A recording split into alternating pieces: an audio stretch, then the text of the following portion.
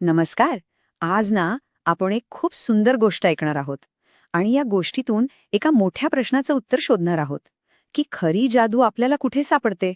चला तर मग शाक्य आणि साऊच्या जादूच्या बागेच्या या गोष्टीत हरवून जाऊया. जरा विचार करा, तुम्ही तुमच्या अंगणात खेळताय आणि अचानक गवतामध्ये एक जुनी रहस्यमय सोन्याची चावी चमकताना दिसली. काय वाटेल? ती चावी कुठल्या तरी गुप्त खजिन्याची किंवा दाराची असेल का? बघा, याच एका छोट्याशा कल्पनेने आपलं साहस सुरू होतं. तर गोष्ट सुरू होते एका अगदी साध्या सकाळी. आपल्या गोष्टीचा पहिला भाग आहे सकाळचा शोध. या दोन लहान मुलांना अजिबात कल्पना नसते की त्यांच्या साध्या दिवसात एक छोटीशी जादू प्रवेश करणारे. हे बघा, हे आहेत शाक्य आणि त्याची छोटी बहीण साऊ. सकाळची वेळ आहे, सगळं कसं शांत, नेहमीसारखं चाललंय. शाक्य आपल्या खेळण्यातल्या विटांचा मनोरा रचतोय, तर साऊ बागेतल्या फुलांना पाणी घालतेय. पण म्हणतात ना, कधी कधी अशा शांततेतच काहीतरी विलक्षण घडतं. आणि तसंच झालं. त्या शांततेत अचानक काहीतरी वेगळं घडलं. साऊ फुलांना पाणी घालत असताना तिची नजर गवतामध्ये चमकणाऱ्या एका लहानशा गोष्टीवर पडली.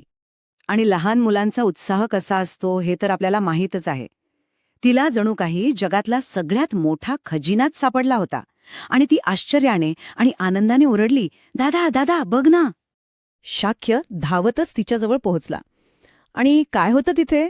तर गवतामध्ये एक छोटीशी सुंदर नक्षीकाम केलेली सोन्याची चावी. ही काही साधीसुधी नेहमीच्या कुलपाची चावी वाटत नव्हती बरं का.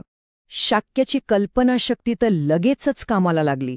तो उत्साहाने म्हणाला, वा, ही नक्कीच एखाद्या गुप्त दाराची चावी असावी. मुलांची कल्पनाशक्ती किती भारी असते नाही का. एका क्षणात त्यांनी त्या चावीला एका मोठ्या साहसाशी जोडून टाकलं. आणि मग काय, सुरू झाला खरा शोध. चावी तर सापडली, पण तिचं कुलूप कुठे होतं?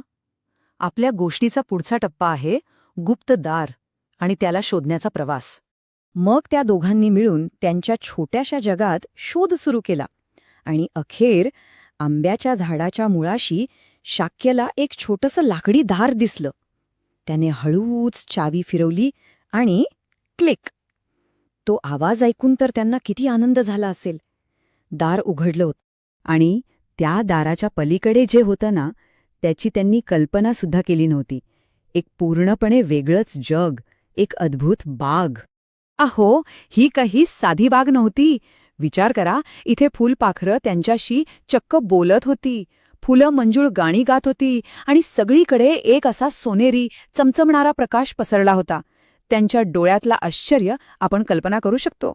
आणि मग त्या बोलक्या फुलपाखरांनी त्या बागेचं सगळ्यात मोठं रहस्य सांगितलं.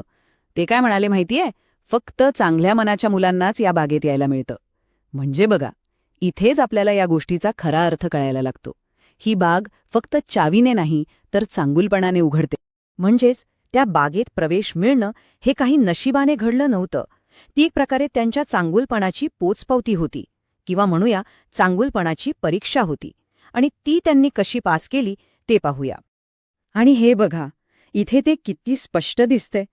साऊने तिथल्या फुलांना पाणी घातलं आणि लगेच बाग आणखीनच उजळून निघाली. शाक्याने एका लहानशा अळीला मदत केली, तर बाग आणखी तेजस्वी झाली. म्हणजे त्यांच्या प्रत्येक चांगल्या छोट्याशा कृतीला ती जादूची बाग जणू प्रतिसाद देत होती. त्यांच्या या चांगुलपणाने ती बाग इतकी खुश झाली की फुलपाखरांनी त्यांना पुन्हा येण्याचं आमंत्रण दिलं. ते म्हणाले, आमच्या बागेला तुमच्या हसण्याची फार आवड आहे. म्हणजे बघा, त्या जगात आनंद आणि दयाळूपणा हेच सगळ्यात महत्वाचे होते. आता त्यांच्या त्या जादूच्या बागेतल्या साहसाची वेळ संपत आली होती. पण एक गोष्ट लक्षात घ्या, खरी जादू दाराच्या आतच राहत नाही, ती आपल्यासोबत बाहेरही येते. गोष्टीच्या ह्या शेवटच्या भागात आपण बघूया ही उरलेली जादू. जसे ते बागेतून बाहेर आले तसे ते लाकडी दार अगदी हळुवारपणे बंद झालं. आणि ती सोन्याची चावी, ती सुद्धा गायब झाली होती. जणू काही तिचं काम आता झालं होतं. पण गंमत पुढेच आहे. जादू काही संपली नव्हती. त्या दिवशी त्यांच्या स्वतःच्या घरच्या बागेतली फुलं ती नेहमीपेक्षा जास्त सुंदर आणि टवटवीत दिसत होती. जणू काही त्या जादूच्या बागेचा एक अंश त्यांच्यासोबत त्यांच्या जगात परत आला होता. रात्री झोपायच्या वेळी साऊच्या मनात अर्थातच तोच विचार घोळत होता. तिने अगदी निरागसपणे शाक्यला विचारलं, दादा, आपण उद्या परत दुसरी जादूची बाग शोधायला जायचं का?